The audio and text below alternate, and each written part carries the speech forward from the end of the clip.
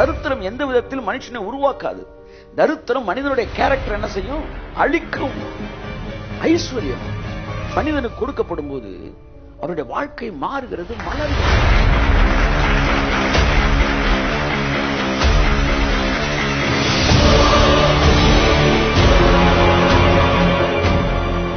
எலியாட்ட சொல்றாரு, சாரிபாத்துக்கு போ, அங்க ஒரு அம்மா இருக்காங்க, அந்த அம்மாவுக்கு ஏற்கனவே ப்ராமிஸ் பண்ணிட்டேன், அவங்க அந்த அம்மா நான் கட்டளை கொடுத்துட்டேன், உன்னை போஷிப்பாங்கன்னு.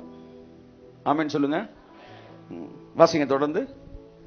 அப்படியே அவன் எழுந்து சாரிபாத்துக்கு போனான்.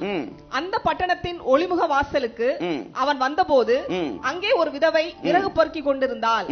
அவன் அவளை பார்த்து கூப்பிட்டு, நான் குடிக்கிறதற்கு கொஞ்சம் தண்ணீர் ஒரு பாத்திரத்தில் எனக்கு கொண்டு வா என்றான். உடனே கண்டுபிடிச்சிட்டாரு எலியா, இந்த அம்மா தான் சாரிபாத் விதவை. விதவைன்னு சொல்லிட்டு கேட்கிறாரு, அம்மா நீ நான் ஒரு விதவைன்னு தெரிஞ்சிட்டாரு. தெரிஞ்ச உடனே சரி இதுதான் சேனல்ல அவனுக்கு தெரிஞ்சிருச்சு.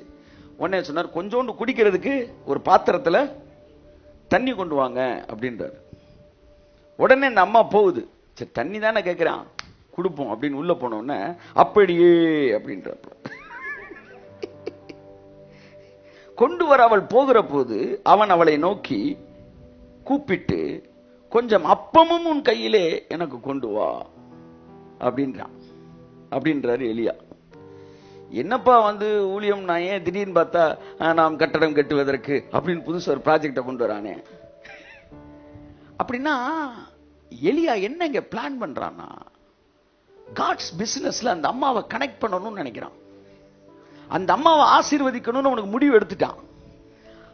அவனுக்கு தெரியும், மழை வரலனாலும் தேசத்துல பஞ்சம் இருந்தாலும் இந்த அம்மா காட்ஸ் பிசினஸ்ல கனெக்ட் ஆயிடுச்சுன்னா கட்டாயம் இந்த அம்மாவுக்கு ஆசீர்வாதம் வரும். எலைஜா ஓல்ட் டெஸ்டமெண்ட்ல பினான்சியல் கவர்னன்ட், அந்த பினான்சியல் சேனல்ஸ், பினான்சியல் எர்த்குவேக் எல்லாமே அவனுக்கு தெரியும். பினான்சியல் பிரேக் த்ரூ எல்லாம் பயங்கரமான ஆளு.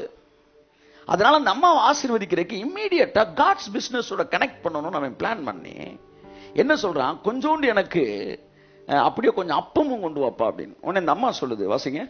அதற்கு அவள், பானையில் ஒரு பிடி மாவும் களையத்தில் கொஞ்சம் எண்ணெயுமே அல்லாமல் என்னிடத்தில் ஒரு அடையும் இல்லை என்று உம்முடைய தேவனாகிய கர்த்தருடைய ஜீவனை கொண்டு சொல்கிறேன். இதோ நானும் என் குமாரனும் சாப்பிட்டு செத்து போக அதை எனக்கும் அவனுக்கும் ஆயத்தப்படுத்துகிறதற்கு 2 விறகு பொறுக்குகிறேன் என்றார். என்ன பிளான்ல இருக்கான்? சூசைட் பிளான்ல இருக்கிறான். என் அன்புக்குரியவர்களே, தரித்திரம் தற்கொலைக்கு நேராக வழி நடத்தும்.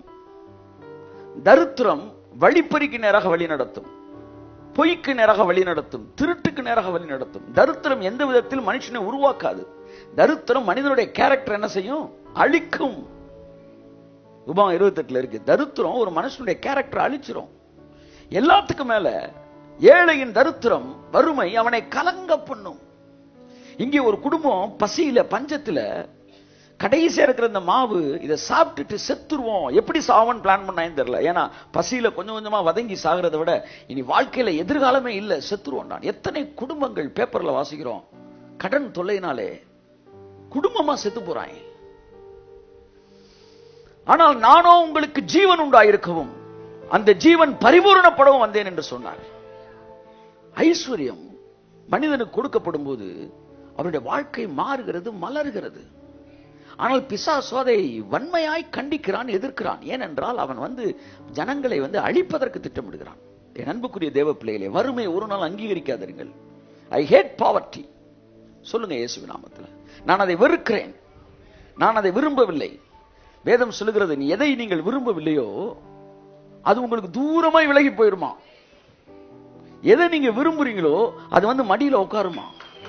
ஆமென் சொல்லுங்க.